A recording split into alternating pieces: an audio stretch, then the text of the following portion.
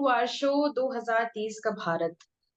In our show, we mainly talk about the three pointers which are given to India, about sustainable development goals. So we are focusing on three goals, that is no poverty, no hunger, and quality education. And to talk about these goals, today we have with us Ricky Andrew. He is an Indian politician, member of 18th Lok Sabha representing the Shillong constituency. He's from Voice of the People Party. Really welcome you, sir, and thank you for providing Thank your you. valuable time here. Okay, so my first question to you is, where do you see Shillong in 2030? Well, I see Shillong as being restored as one of the educational hub of the Northeast. Yeah. Provided the governments of the day take a very decisive decision. Yeah. And ensuring that whatever glory, the past glory that Shillong, had in terms of education, regains its glory. And Yeah. all is possible, provided you are focused, you have a vision, so that is what I see. But it has to Okay. start. It has to start today. Correct. Yes. Yeah. Okay, so one more question is rising in my mind that I have seen one report of Niti Aayog, and according to Niti Aayog, Bihar, Jharkhand, and Meghalaya remains the state with highest number of poor people. So, how will you work on this? Yes. So, well, it's very true and it's very unfortunate. Meghalaya is one of the, one of the 10 states, small 10 states in the country. Yeah. And when you look at Meghalaya in terms of its factor endowments, it is a state which is sitting on top of wealth. Yeah. Okay, it's mineral resources or natural resources, even for that matter, human resource. So what it is, like I said, it is unfortunate that we are considered to be one of the poorest states, but I think that is a wake-up call for, for the political leadership to see what is wrong. I mean, it is impossible that, when you sit on top of wealth, but yet you are poor. So something is terribly wrong. And for me, I would say one of the major factor is that, of course, corruption is one of the major factor, Correct. and the slack on the part of the government of the day, and also it calls for the people of our state to Yeah. rise up, and we have gone right down. So there's no other way but to rise up. So I see hope in that. Yeah. Okay, so we are just moving ahead, and I'll be talking about law and order over there. Like I have heard few, like I have heard in news channels, and I have also read papers about that. There is I mean, no rules and regulations about law and order. I think one leader of some party or some I mean, he was the leader and he was brutally killed over there. And No. no, But you're talking about those SDG, you're coming now to law and order. no, I'm talking about law and order. That how will you just manage all these? You have a responsibility on your like shoulder, so you have to manage all these. Like I'm talking about that. See, we are not in power, so I think that question would be best suited to the, to the party and to the government which is in power. Yes. I Yes. understand that. I understand that. But what do you say about that? If like I'm talking about you that if you will have to manage all these, then what rules No, you will impose and all? you see, when you're talking about law and order, well, it is not what what the media people say about Meghalaya. Meghalaya is still one of the most peaceful states in the country. except for stray incident. And this is happening everywhere. In fact, I'm in Delhi right now, and such incident goes unreported. Many which are even worse than what is happening in the state. So there's no doubt, yes, for any development, there has to be, peace and tranquility must be there. But then, of Yeah. course, Meghalaya is not bad at all in terms of law and order. Yeah, of Yeah, course, it's a beautiful place. It's a beautiful place. I mean, it is. tourists are like always there, always there. I mean, I think 12 months tourists are there. So it's a Yes, very yes. beautiful place, but thing is, it's about the rules and regulations, and sometimes it happens. Okay, you are correct. Then I'm moving to the situations of school in Shillong, particularly. Mm. What do you think that is there any need to just enhance the situations of school over there, or the No, schools are right at their place? the schools are there, and in fact, like I said from the beginning, Meghalaya is used to be the educational hub of the Hmm. Northeast, and in fact, rather for the eastern part of the country. And Hmm. so we have a very strong foundation. It Okay. is simply what is required immediately is to revamp the whole education system, to Hmm. to come up with a policy which is futuristic. Hmm. And when we talk about school, and it requires a total revamping, right from the primary to the lower primary, upper primary, and so on and so forth. Yeah. Hmm. And also to stop commercializing of education. But once you Correct. start commercializing, then you have all these players, who don't care about education. All they Yeah. care is, to make money out of education, and for Correct. which it is a sector where a lot of people have used that sector to make money, but not to build, to build a future for the people. So, and it requires a concerted effort on the part of all, Hmm. all stakeholders to ensure Yeah. that education is Sir, not, yeah, definitely, sir, it's I not being completely commercialized. Yes.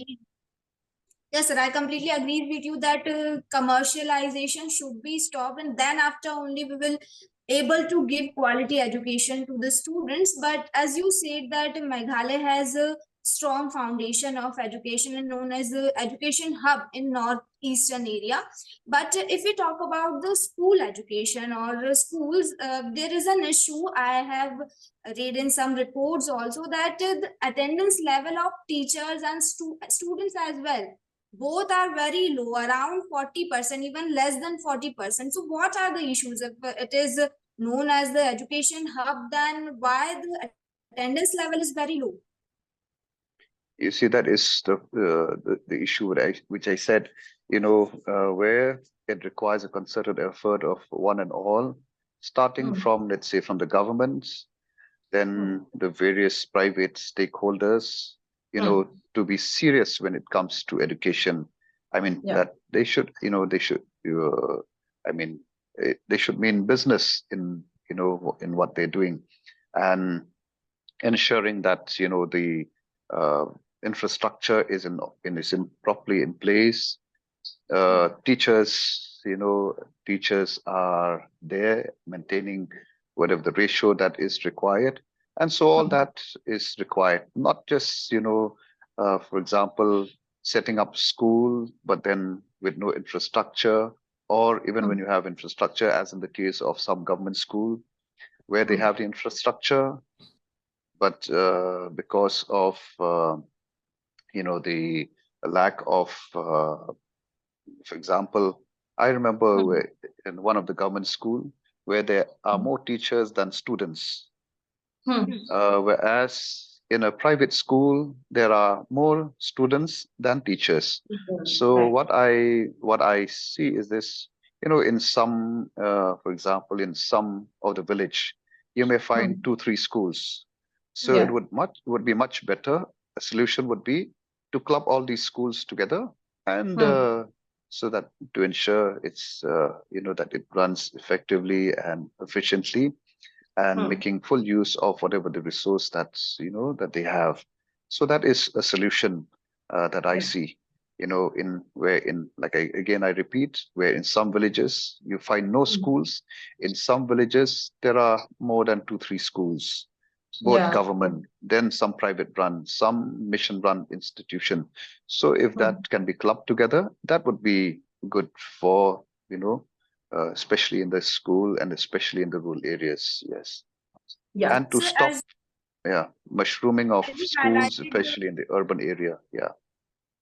Yeah. So as you highlighted the point of government schools and private school here, you have compared both the schools. Like in government school, the number of students is less, the number of teachers are more. And in private school, it's completely opposite. So why people are not why people don't want to send their children to government school? Like, are the government schools not providing quality full education, or what are the problem? Why people don't want to send their children there? Yeah, you just said it correctly. In the government institutions, some of the appointments, I would say, is questionable. That is where I said corruption. When I say corruption, it's not just corruption in monetary terms, but corruption, for example, as in the selection of quality teachers. Teachers who are really dedicated, teachers who see that teaching is their calling, not Yeah. just to get job. Yeah.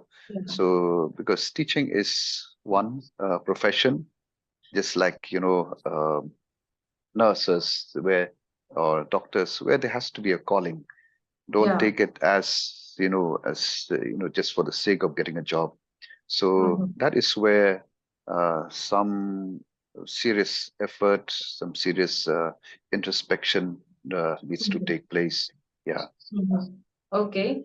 Okay, so when we talk about schools and when we talk about people, there is always one thing in mind that what kind of teachers are there in the school. So if we talk about the government school, there is always an examination for teachers to just teach in school. Like they have to give examination and then they have to enter the government school to teach the children. So when we talk about the private school, there is always a quality check that government school teachers are always in a degraded form. Like if I not about all government school, but if we talk about few government school, the teachers are not up to the mark. There's always a question in their face that how they will teach students, and I have seen various videos. I'm not talking about simply of Shillong or Meghalaya. I'm talking about whole India. I've seen videos where teachers are not able to spell the spelling of apple. So it's a big question about the government teachers and how they are teaching students and how the government is appointing them to teach the children. So how will India work on this point? So I'm like it's a little bit a worried point over here that how will India just gain the marks in government school criteria? See, that is where, this is a problem, I think, not just in the state of Meghalaya, across, Yeah, across across the India. nation. Yes, and so some mechanism has to be devised to really ensure and to check that, the teachers, are appointed through, through the right process. Yeah. And, but at the same time, um, what I see is that, you know, we should ensure that whenever a policy is, is being adopted or policy is contemplated, I think we must ensure that, in a country like India, which is so diverse, okay, so there is a diversity, for example, across the Yeah. country. And so keeping in mind that diversity, I think some, we must ensure that, uh, for example, Northeast. there's a lot of cultural, diversity Yeah. compared to the rest of India. So Mhm. keeping all that in mind, Yeah. policy has to be framed in such a manner that you give freedom, you give the liberty to the different region or different state to come up with their own policy. Uh, Correct. Even, for example, in selection of teachers, for example, in a state like Meghalaya, where Mhm. when we have, like, for example, the JNV school, right? Yeah. So where you have teachers who do not even know the language of the state. So it would Yeah. be good if you appoint teachers who know also the language of the state, who know the culture of the state, so that Correct. when they stand before the children, at Hmm. least they know the background, they know the culture. So, Correct. and connecting with the students would be much easier than, Yeah. sending someone who has no idea about the culture, Hmm. the cultural values of the state. So, I Mhm. mean, those are some things that need to be looked into. So, any kind of uniformity especially in a country like India, is not Yeah. good. So, or in other words, centralization that we are seeing today, this move Mhm. towards centralization of everything, this is going to be Correct. devastating for for the future, Yeah. be it in education, be it in many sector.